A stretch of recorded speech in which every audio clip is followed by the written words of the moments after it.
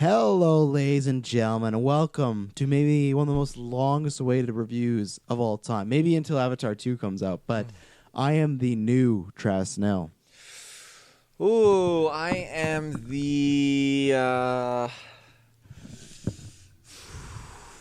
I'm the... Wow. Is he going to take the length of the New Mutants to get his name? I feel like I set you up for a very clear nickname, but you're not going with it.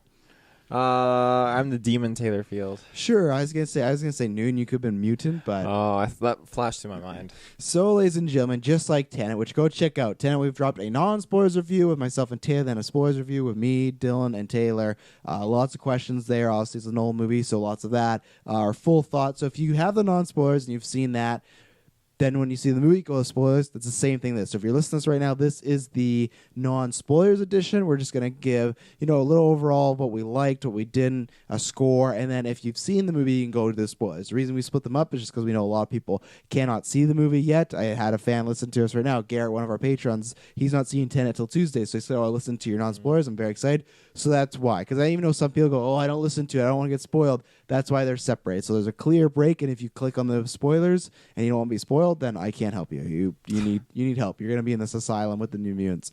Before we get in this review, Taylor, where can they find us on the interwebs? You can find us with your internet connection, GeekVerse Podcast, anywhere on the web, GeekVerse on Facebook, GeekVerse Cast on Twitter, and GeekVerse.ca, ladies and gentlemen. And Patreon. There's no .ca on the shirt, but you get the idea. Mm-hmm. So, New Mutants, a movie that I think was originally supposed to come out in 2017, so it was about 3 years. There's been so many release dates, I've lost track of them all, but it is finally here in Canada. We're lucky, and like I said, you can check out Tenet, you can check out The Boys. We're going to be reviewing that in the near future. Mulan, Avengers Game. So we've got lots of stuff coming down the pipe. September 12th is our wrestling match. They're going to have to put this man in asylum because I'm going to beat him up so much. He's going to be seeing visions all day galore. But so this is New Mutants. This is a non-spoilers review. Taylor, I'll start with you. What did you think about this? Because you have never been that excited for this movie. So what did you think about this in non-spoiler? Yeah, I'm not an X-Men fan, as you may know. I mean, I'm not an X-Men. Yeah, I'm not an X-Men.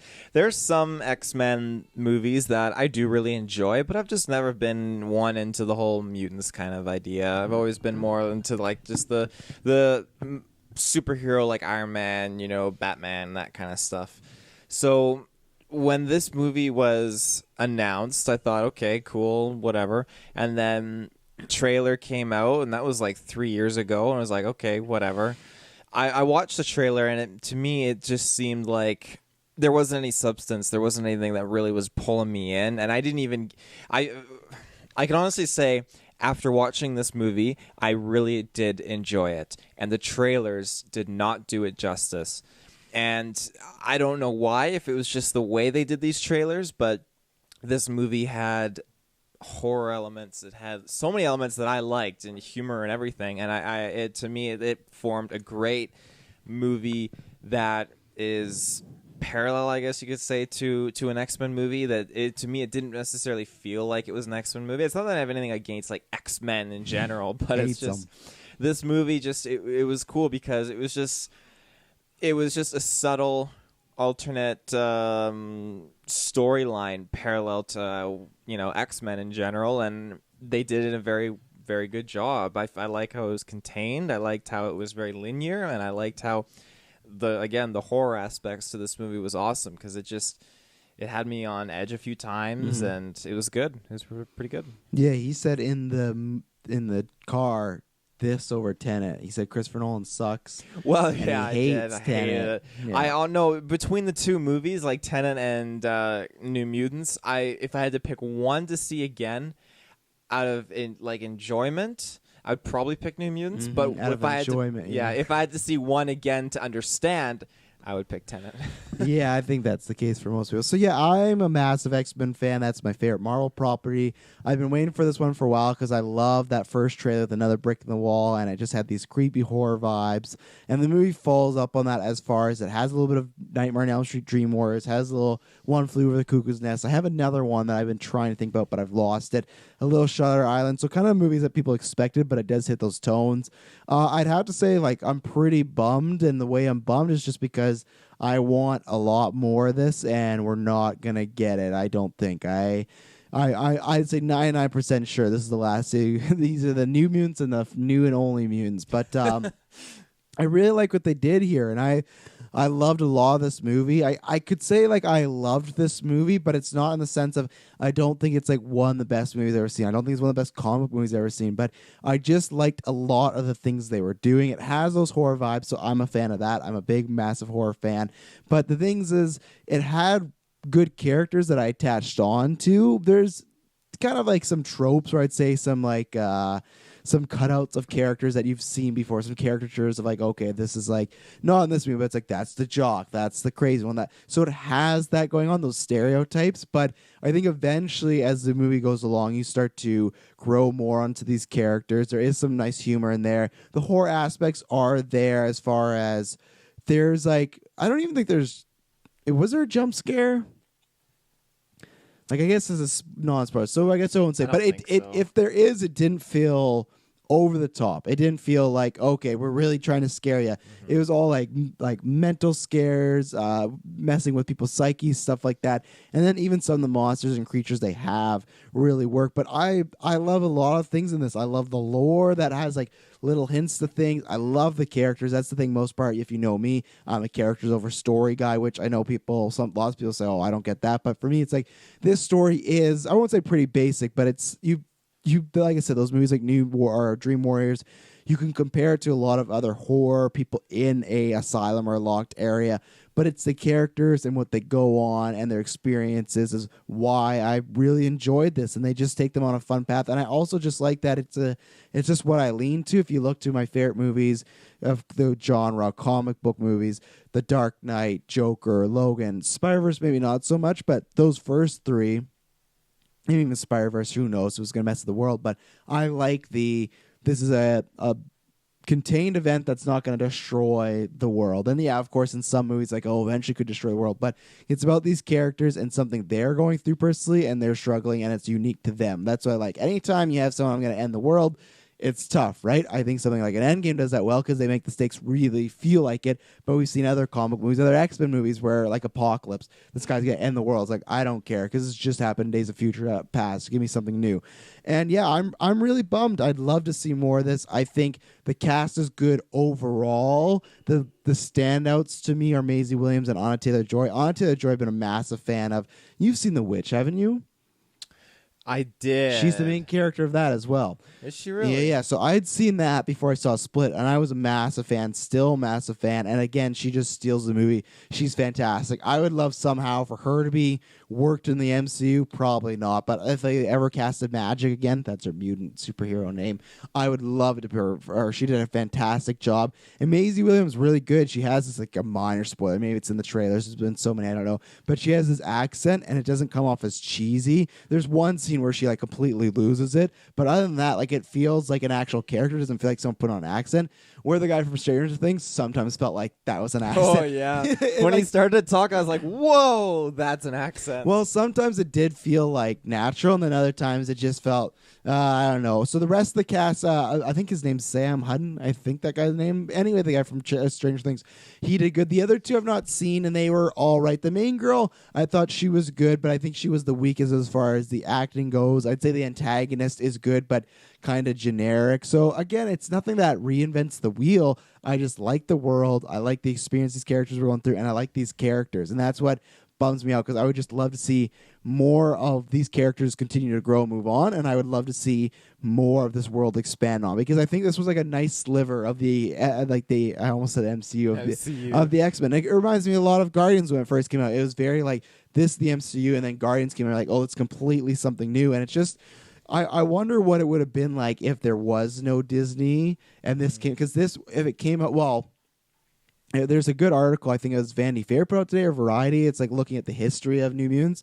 And Fox, they didn't want this movie, and their whole plan was to reshoot the entire movie like Justice League style. So, one, we wouldn't have seen this movie, but two, if we did see this movie and it came out, I would have loved to seen like what it would have happened, because I'm not sure how the general audience will take about this. I've seen some reviews come out tonight. It's like 17% Rotten Tomatoes. So critics not really enjoying it. An average score of 4.5.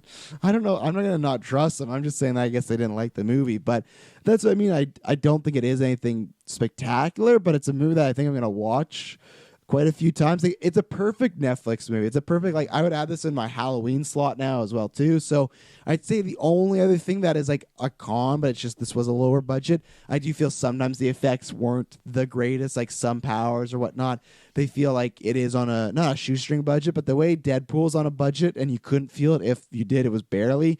This, I feel there's like a few creatures or a few designs of powers where they go, oh, this feels like a little on the cheaper side. But did you have any cons you want to shout or anything? I mean, I definitely know what you mean, but I mean, in terms of like cheapness, like if you were to compare like the quality of their budget for their CGI, whatever you want to call it, if you were to compare it to what was that one movie called that Dylan hated? That's a lot. The Halloween movie with the scarecrow. Scary Stories to Tell. We all hated that one. I know. You failed it. I know, but the CGI in that movie, I feel like, was not done well. And I feel like in terms of budget CGI, like, this definitely is good. I would say it wasn't bad at all. Yeah. Because I think everything worked, and the monsters and the scenes and the powers and stuff was pretty well meshed together. You know, for being when I was first watching like the first quarter of the movie, I felt like I was sitting in my chair and I felt like kind of like not bummed out, but kind of like depressed. Like, man, I'm really kind of just depressed from this movie right now. It's very depressing. But like the actual movie or seeing the movie? Yeah, Okay, yes. The actual movie. The It aesthetic does get dark at out. times. Yeah, it's not like I don't think the movie was rated R, and it doesn't even feel like this has to be rated R, but it's definitely on the more depressing side at times, like for subject matter. But I appreciate the fact that the film picked up and it started to, you know, gets you amped up, because then you start to see, like, they give you a little bit of like a tidbit of like something happening, and then it's like, okay, that's cool, and then it really picks up, and then it gets the wheel moving again, and it just to me, like, I like the ending a lot, and it left me wanting more. As far as cons go, I don't know. I don't have any that come to my mind. And I'm not saying it's a 10 out of 10 movie, because it's not. But it's... I still don't understand you. You have no cons, nothing bad about it, but it's not a 10 out of 10 movie then. There's nothing that I can think of off the top of my head. But I feel like once we discuss it in the spoilers review, then probably things will pop up. It's like the Tenet thing, you know. I gave it one rating in the non-spoilers, and then it changed in the spoilers. Yeah. It was a big jump up or down. I'll just say that. So what would you give it then? I would probably be inclined to give it. Honestly, no. I'd probably go like 9. Okay. I'm pretty happy with it. Would you recommend it? I'd recommend it. Yeah, I am half tempted to take my significant other to the theater. You're going to see it watch again. I promise you're going to see it. Yeah, there's a high chance. There's not many new movies coming out. It's Tenet and this, and then we don't got anything till September. Yeah, I would recommend this to people that do love horror or do love comic books. I don't think it, like I said, I don't think it's like a rush. You got to go see it right now. I don't think it's a movie. I think it's a movie some people won't like. Disregard the pandemic. Just go into the theater. Well, yeah, I'm saying like in just like normal, like let's say you have a safe city, safe town. Even like I don't think this is going to be one that I'm going to say to my mom like you got to rush out and see it. She might see it because there's less movies, so hopefully that helps it out. But I think it's like. I think there's an audience for this type of movie. And I think it's a type of movie that if people didn't like, I'm not going to be shocked. I'm not going to be like, wow, you didn't like New Mutants. There were more people in the theater for New Mutants than there were for Tenet. That's true. Both theaters were almost sold out for this one. So, you know, that Marvel money. But, yeah, I think, and for a rating, I think I'm somewhere in like a 7.5, 8-ish. I'm feeling nice, so I'm going to go on the 8 route. That's where I'm going to go, because like I said, I had a few problems. There's some stuff that is like, again, I do feel like in general, it's kind of predictable. I think you kind of know point A, point B. There's a few twists and turns, and there's a few in particular, too. having to do with X-Men lore, that's what also got me really bummed out. Was just seeing. I think this could have been. It's kind of like video games where the first video game comes out and lots of people like it, but they always go like, oh, you could improve here, or improve there. I think like this had the potential of this would come out and be that like soft launch video game, and then the sequel would have been maybe just really with the chains off. But there's no. I'm not even gonna say. I think there's just no chance at a sequel. I really don't, unless it just becomes mega successful. But in these times, it's not gonna happen. So I would hope it gets a sequel. I do have an actual. But it's not gonna though, because the MCU. They're not gonna want to put this in the MCU. This is unfortunate. Yeah. My one con that I think about it, and I think it's mostly the fact of where we were sitting, because when the first like 15 minutes popped off, I had to like stretch my eyes, like, because I was like, I can't see what's going on. Bird box. Yeah, like I couldn't tell what was going on. Things were happening too fast, and like we were right up against the screen. Not that they were bad seats, but it's like my eyes could look only like this much, and the screen was this much, so I had to like turn my head to be looking at everything. There you go. You have a reason to see it again. Yeah. Anything else to show the non-spoilers? No, just that I recommend this movie, and so that you can see it, and then tune back in for the spoilers review. There you go. People are excited outside my house. So, yeah, you can check out the spoilers review if you've seen the movie. And, just like, rate, review if you like this podcast and you like our episode. Go give it a review on every podcatcher, specifically Apple Podcasts. And then, thank you very much for tuning in. We'll see you at the spoilers, and we promise you it will not be boring. And bye-bye.